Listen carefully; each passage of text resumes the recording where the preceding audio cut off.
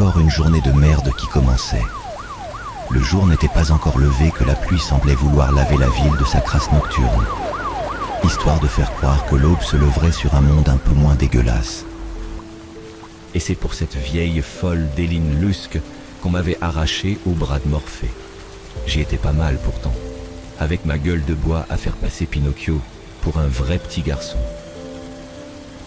La nuit avait été courte et bien diluée dans une bonne dose de vieux whisky.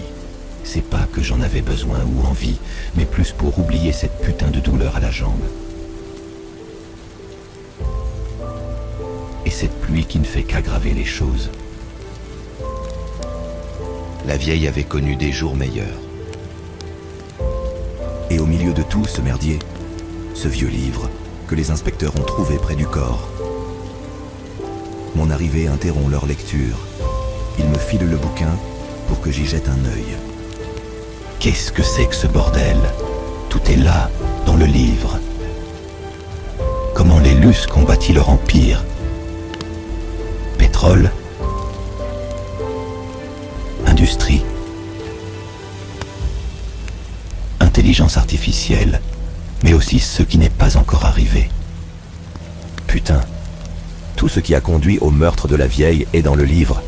Les moindres détails du meurtre sont dans ce foutu bouquin. C'est la nièce qui a refroidi la vieille. La gamine a viré activiste pour l'environnement et le climat. Ça devait faire un peu tâche dans la famille. Les repas de Noël devaient être bien animés. Visiblement, elle est passée des petits graphes écolos à des actions un peu plus violentes. D'après ce que le bouquin raconte, ça aurait un peu secoué la vioque. Tu m'étonnes. Un jour, elle a découvert le bouquin et elle a voulu tout balancer. Écoute, petite sotte, tu as des idéaux, c'est très bien. Mais la famille passe avant tout. Nous gardons ce secret depuis plusieurs générations.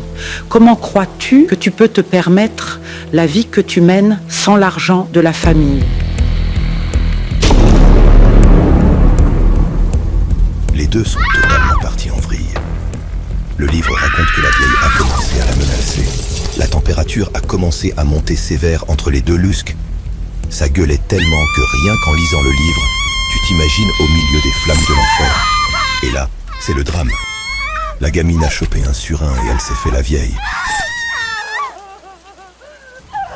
Le livre ne précise pas si c'était volontaire, mais bon, elle l'a planté.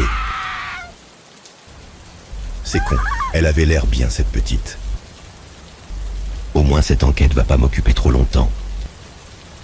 La gamine s'est rendue d'elle-même. Elle était là, à attendre qu'on l'arrête.